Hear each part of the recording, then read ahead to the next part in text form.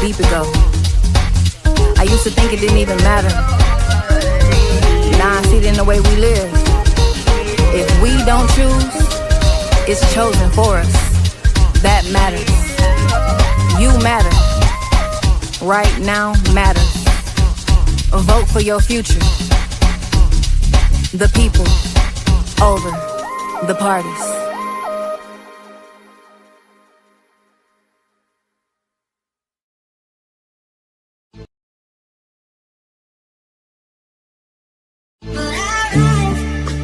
Got one with this one, Melody. King for governor.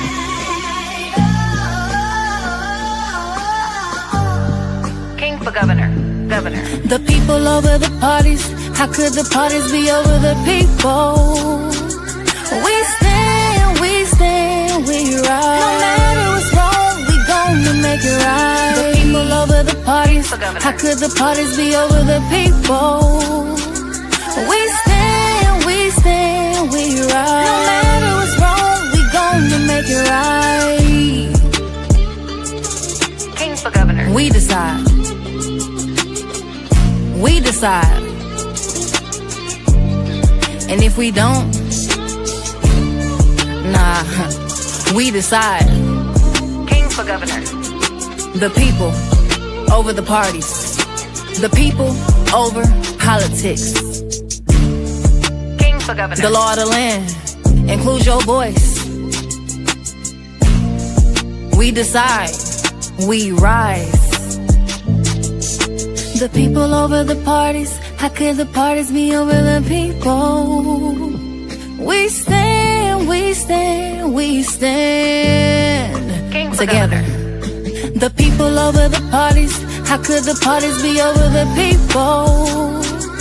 We stand, we rise. No matter what's wrong, we gonna make it right. The people over the parties. How could the parties be over the people?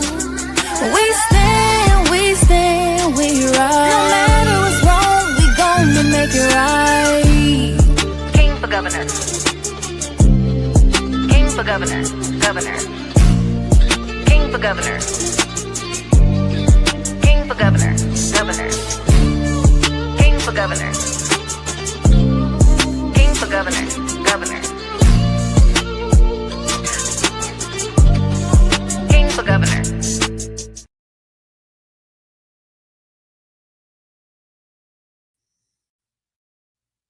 Blessings, everybody, and welcome to the People Over the Party show. And I'm your host, Dr. David D. King, and I am excited to be with you guys on today as the campaign, the election season starts to really boil and, how should I say, get ugly.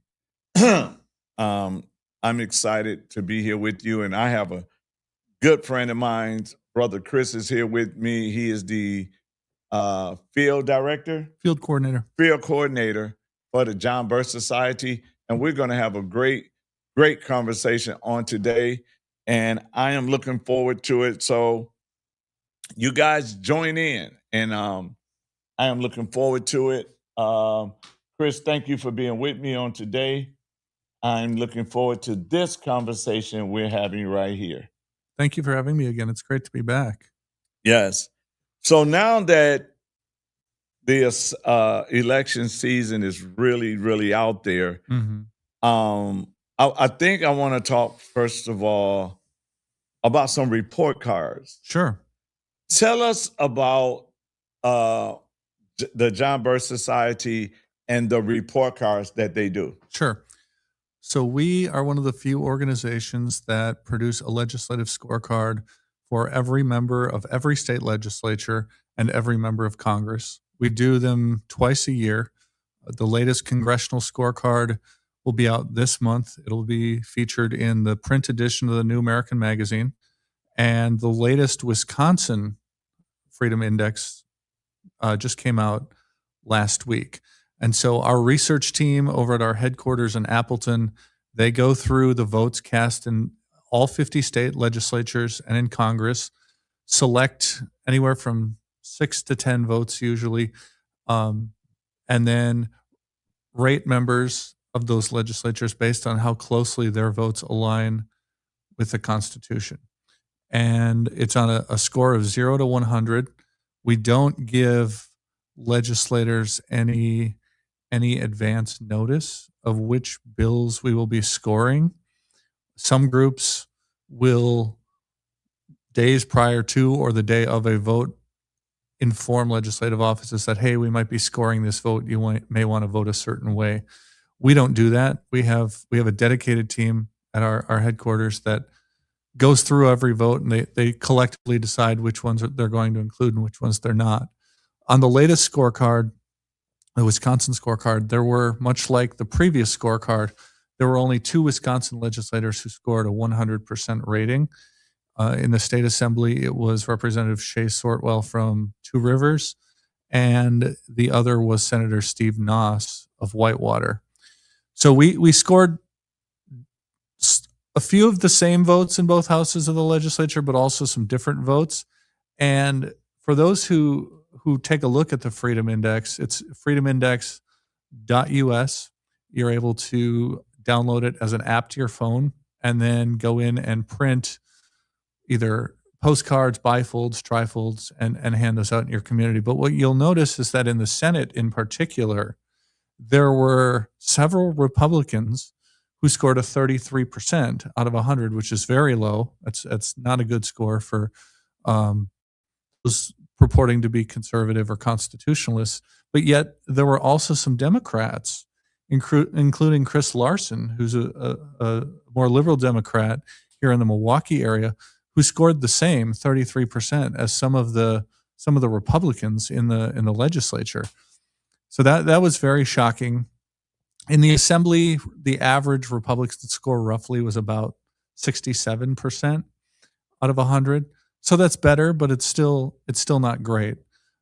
The value of the scorecards is that they're a way for our members and constituents to hold their elected officials accountable. I always recommend to people that if you're going to a town hall meeting or a listening session or a debate, print out copies of your elected official's scorecard and circulate them to everybody else at the event, and make the legislature know that their score was inadequate if it's below, I would say 85, 90%, and really challenge them on that and hold them accountable, because the more people that we have reach out to their legislators with their scorecard, the better we're finding they vote on the next round of votes that we score for our scorecard. So they do work. They're very impactful. I also find that it's effective as a way to educate the electorate, to get the scorecards out at prominent local businesses, diners, restaurants. We have in Oshkosh, the Oshkosh area, there are a couple gun stores that let us put out the Freedom Index scorecards for local elected officials. The goal is to educate and create a more informed electorate, so that the more informed electorate can have the knowledge and the tools necessary to elect more constitutional legislators. So by this last report card, you're saying that some Republicans who claim to be patriots, who claim to be Constitution, scored a 33? That's correct. Wow. Yes. And then some Democrats scored the same score? That's correct. Wow. That's interesting, because during the election, especially the Republican side, they go to the people, they talk to the patriots groups, and they tell us that they're for the Constitution, but then once they get in office, they vote against the Constitution, is what you're saying based on the report card. That's correct. Wow. So from your eyes, not from the John Birch Society, Sure. but from your eyes, how do you see after the report cards and looking at this election that's coming up for state assembly, state senate, governor, what do you see or what do you feel that might happen to those of us who want to keep our Constitution republic?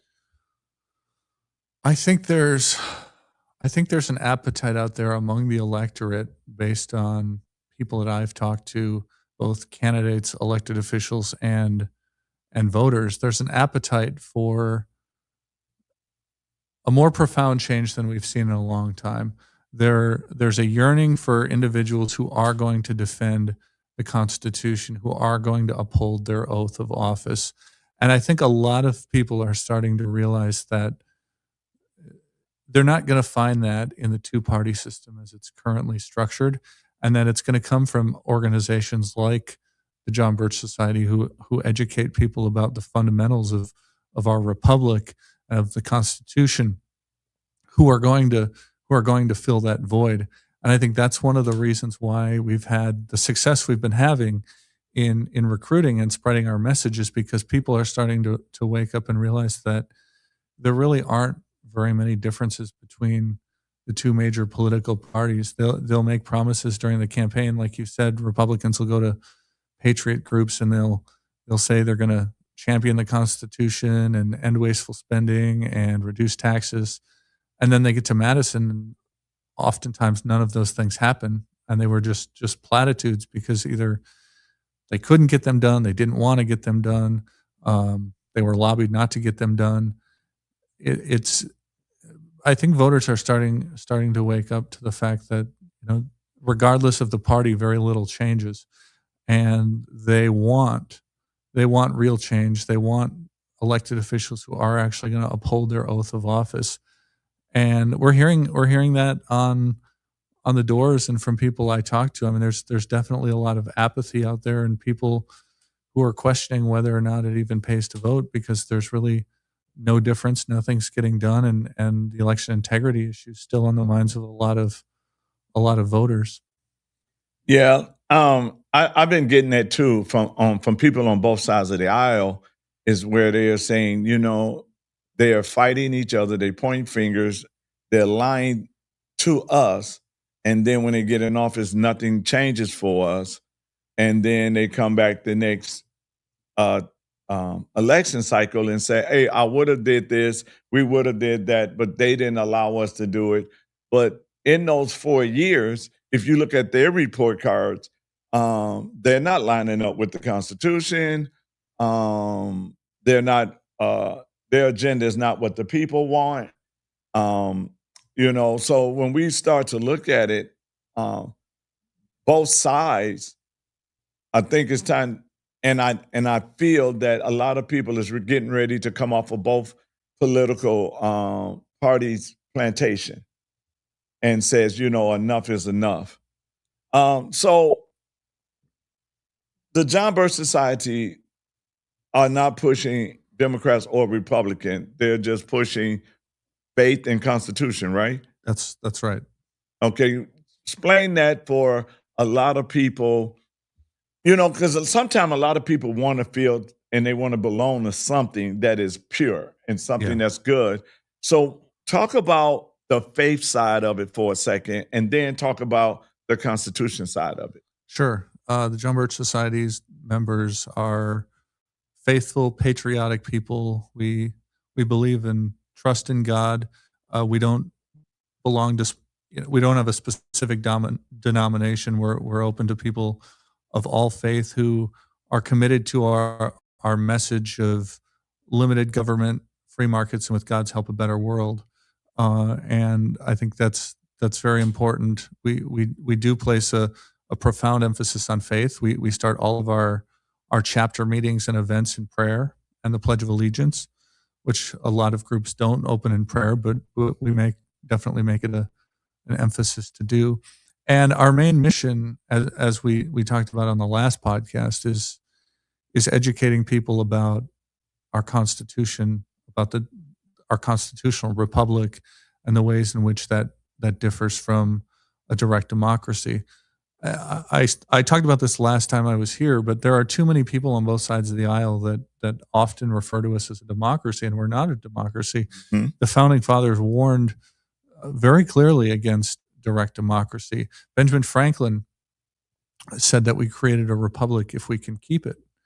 And somebody asked me the question last night, do you think that we can sustain our constitutional republic going forward? It's been 250 years, and there's been some fracturing at the edges, and people are questioning whether we'll be able to sustain as a republic. And my answer is yes, if we can get people educated about what it means to be a constitutional republic, about the Constitution, about the framework of our government. And there's no better organization to do that than the John Birch Society. I mean, we've been doing that since 1958. We're really the preeminent organization in the country when it comes to educating about the Constitution. We have a great series called "The Constitution is the Solution."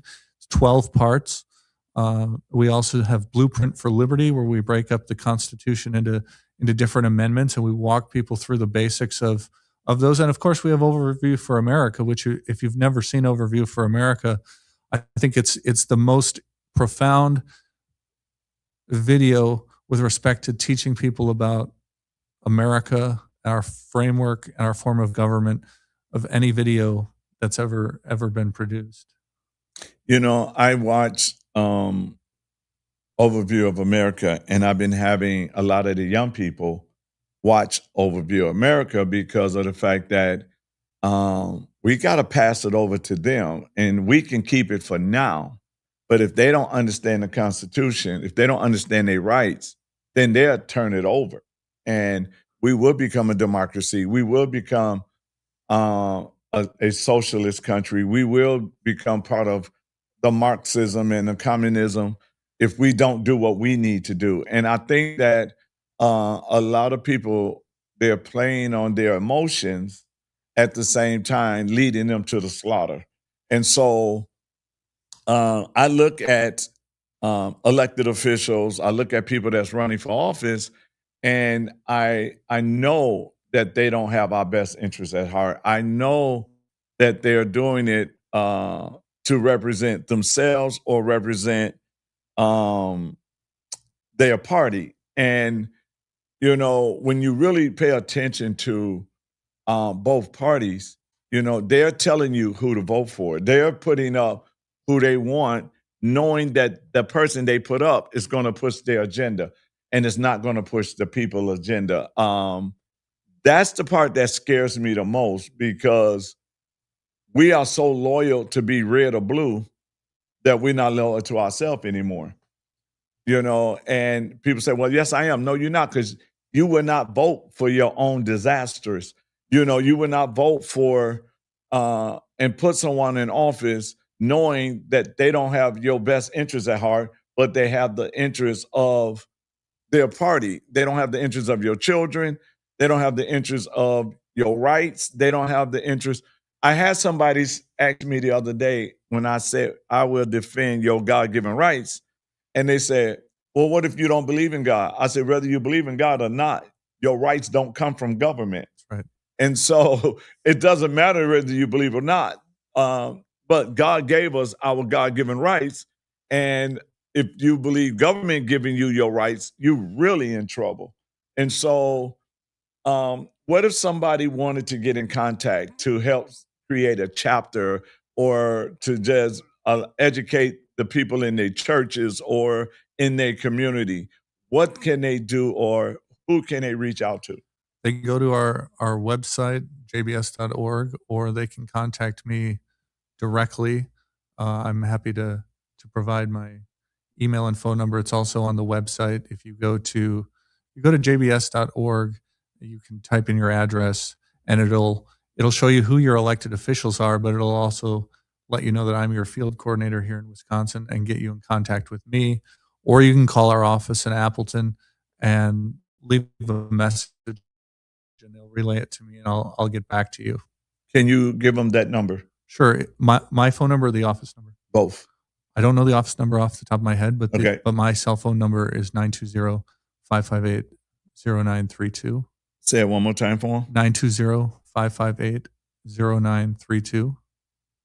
Now, we're working on setting up a chapter in Milwaukee, because I'm going to tell you what's the most dangerous voter. It's not the one that sit at home. It's the one that's educated. You get educated voters, they're not going to go along with the mess. They're not going to go along with the lies. They're not going to go along with the division. They're not going to go along with the hatred, because an educated voter always looking for true representation and not someone that is going to lie and says, "Oh, I'm here to represent you." But if you go back and look at their record, especially everybody that's running, and I'm gonna go to the governor's race right now. Everybody that's running for governor on the Democrat and the Republican side already held office, and they haven't done anything for the voters. So why would people not want to be educated so they can know who really to vote for? And so if y'all got a question, type it in, and I'll ask them any question that y'all type in while we're doing this, because you need to be educated. And this is why I'm after the young people, because the young people, a lot of them didn't have civic classes. Right. So they don't know the difference between the governments. And this is where, especially the overview of America really breaks it down. And I love that video, because, or should I say that teaching, because even some adults, older adults that I showed it to, was like, "Oh, I didn't know that. Oh, wow, this is interesting," because you gotta know. That's why James Madison said, "Knowledge will always govern ignorance." That's right. That means if I can keep the information from you, then you will not become an educated voter. You'll vote based on your emotions. You know, you either vote based out of fear or based out of hatred. And that is their biggest scheme, to get you to vote based out of fear or hatred. You don't have to like me, but I got to get you not to like the other person. And this is why the phrase come out, we got to vote for the lesser of two evils. So if I was a first-time voter, what would you say to me when I want to learn about the Constitution? I would say the first thing to do is sit down and read the Constitution. It's not very long. I usually carry one in my pocket. I don't have one in this in this suit, but it's not a very long document. It's very easy to read. And then after you read it, start reading some other analyses of the Constitution. Watch Overview for America.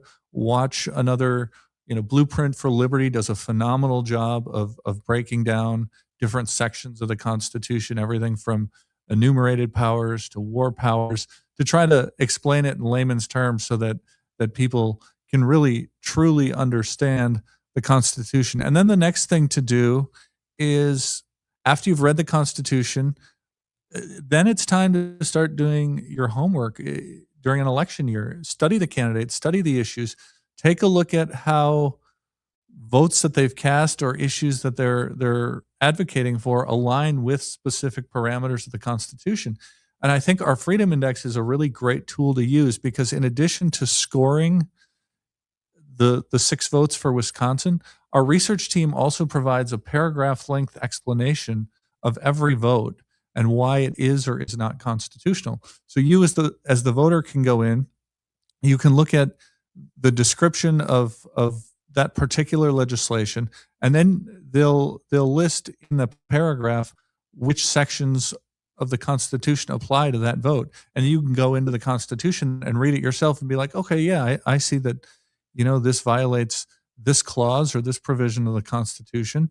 So having that knowledge of the Constitution will already make you a more informed voter. As you said, the voters that are most dangerous are the educated voters, those who know the Constitution, those who know the issues, and those who've done their research.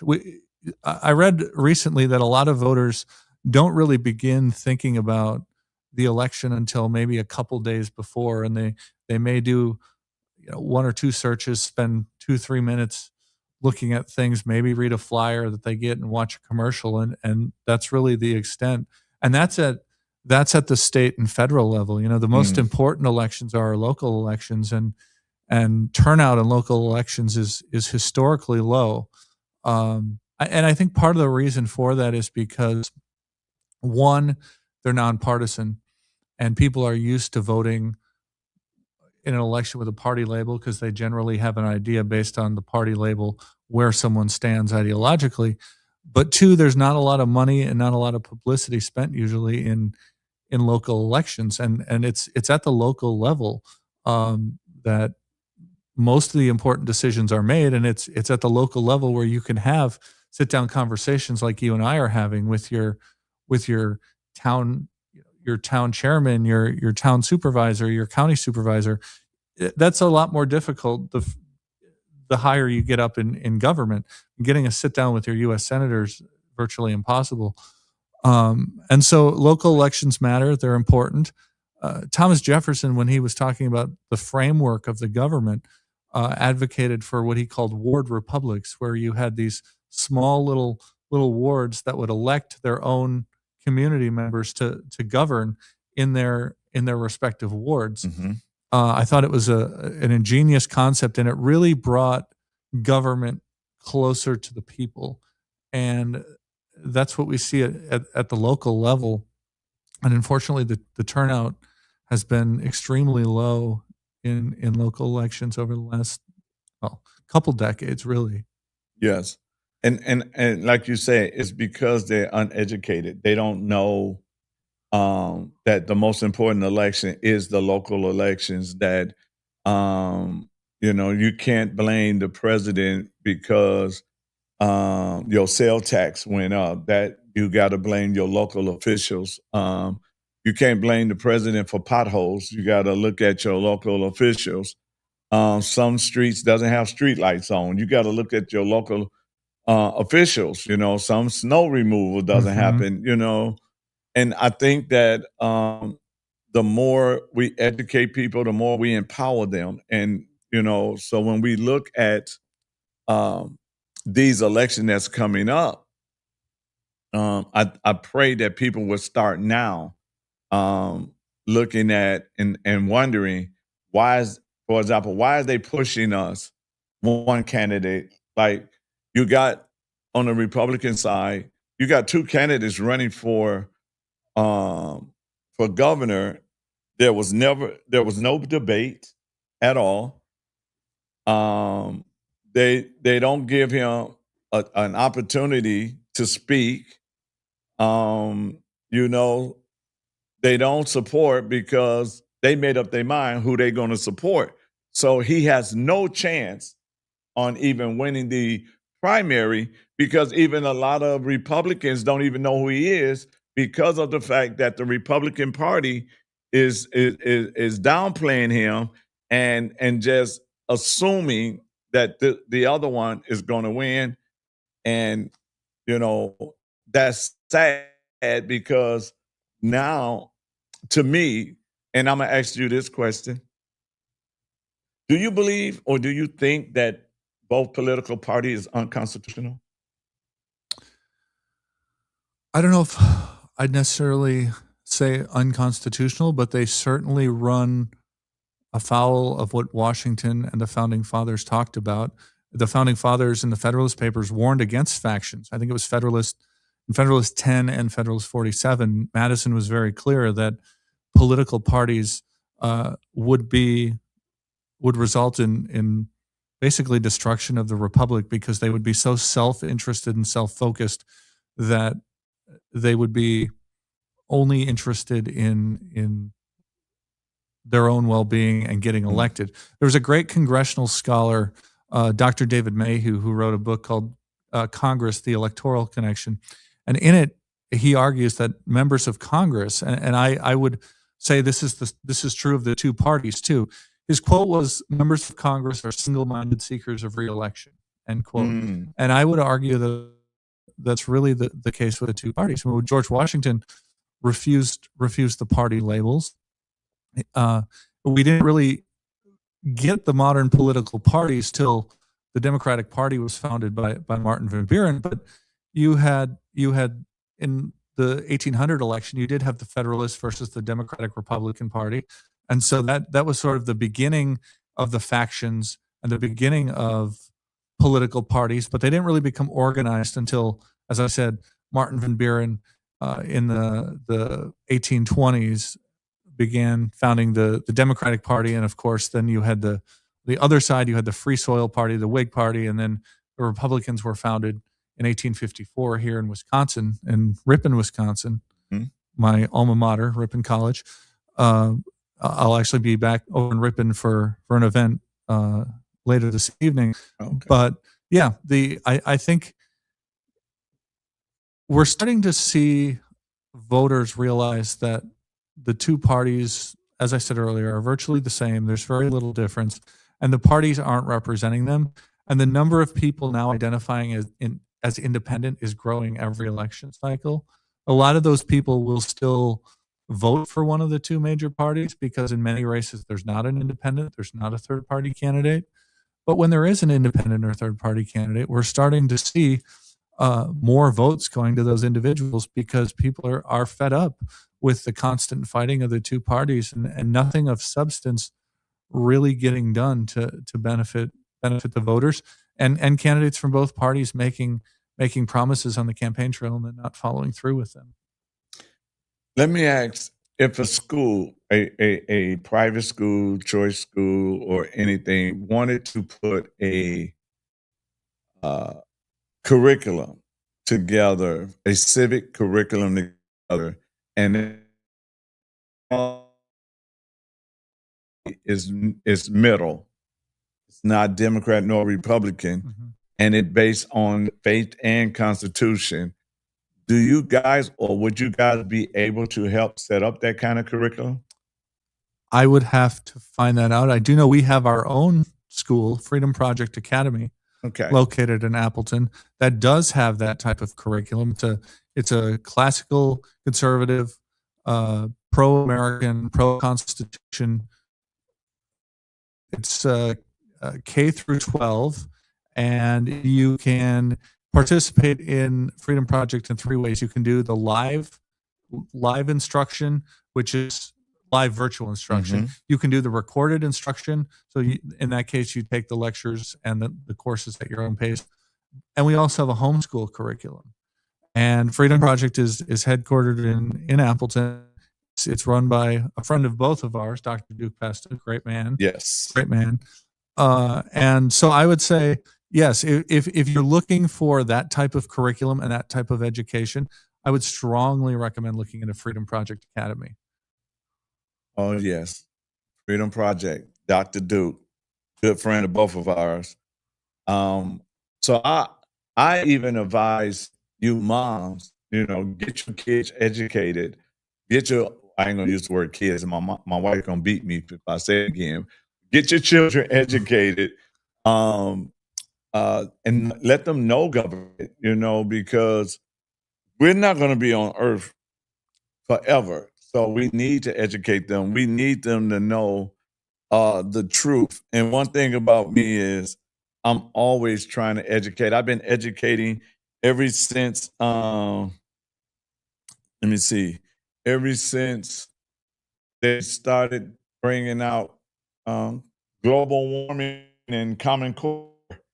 I've been in this fight. So that is interesting that you have somebody like the JBS to help educate, to help let you see what's going on behind the scene with the scorecards, I like to call them report cards, with the report cards to see that they are failing us. And a Republican that's in Wisconsin, those 33 is in Wisconsin, right? That's correct. Those are in Wisconsin, members of the Wisconsin State Senate. So members of the Wisconsin State Senate is at 33% voting toward the Constitution in their voting. They're not that close to the Constitution. And I don't know if everyone is up for re-election, but if I was you, I will look to see which one is failing us. They probably look successful to their party, but to the people of Wisconsin, they're failing us with a 33% score. That's sad. And the same thing, those on the Democrat side that is not so far left, you need to look at those because the Constitution is there to protect you. And so you need to take a look and say, who's voting against me? Because if they're voting against the Constitution, they're voting against you. And so I think that this will empower and make them do right by you. And so I'm just grateful. And if you want to be a part of the John Birch Society, say your phone number again for them, please. 920-558-0932. And you guys can call him, or you can call me at 414-676-0842 if you are in the Milwaukee area. Yes, I am a member of JBS. I am a member. And we're setting up a chapter here in Wisconsin, in Milwaukee, because it's all about education. It's all about empowering people. Even the Bible says, my people are destroyed because of lack of knowledge. And most church folks took that as just the Bible. No, you got to have knowledge in government. You got to have knowledge in education. You got to have knowledge in business. You got to have knowledge in media and arts and entertainment. You got to have knowledge in every area of our lives, because without it, we perish. And so I'm encouraging you, as Paul would say, I beseech you that you will look up the John Birch Society, that you will want to learn more about your constitutional rights, that you want to know your elected official and their scorecards to see if they're really voting for you. And you don't have to listen to the lies anymore. Now the Democrats are still lying about voter rights for Black folks, and they're going to oppress your votes. But if you really did the homework, you'll realize it was the Democrat Party that did the Jim Crow law. It was the Democrat Party that did the poll tax. It was the Democrat Party that wouldn't allow you to vote if you couldn't read. All of those oppression came from the Democrat side. And now they're using those lies to say that this is what's going to happen to you. And you know what? Never happens. The Republican lying too. They telling you they for you, but they have not produced either. You got to go do your homework. Stop letting a commercial, stop letting the party lie to you, and stop letting the party put up a man that has already made a vow. Now, watch this now, because we're talking about taking an oath, and they're lying on the oath. The oath is that they're going to defend the Constitution, right? And they're going to defend domestic terrorists, domestic, foreign, and domestic terrorists, right? Their job is to help protect your rights. But they had already made a vow and sold themselves before they got put up to run for governor. And I'll tell you why. Neither party is going to support an individual that speaks their mind. They're only going to support an individual that is sold out to them, that they can trust that they're going to do exactly what they want done. Other than that, if they know you're a strong-willed person, I don't care if you're Black, white, Latino, Asian, I don't care what you are, but if you're a man or a woman that speak your mind, if you're a man and a woman that stand for the truth, neither party is going to support you. So they're going to have to get someone that kissed the ring and have already said yes to their agenda, not yours.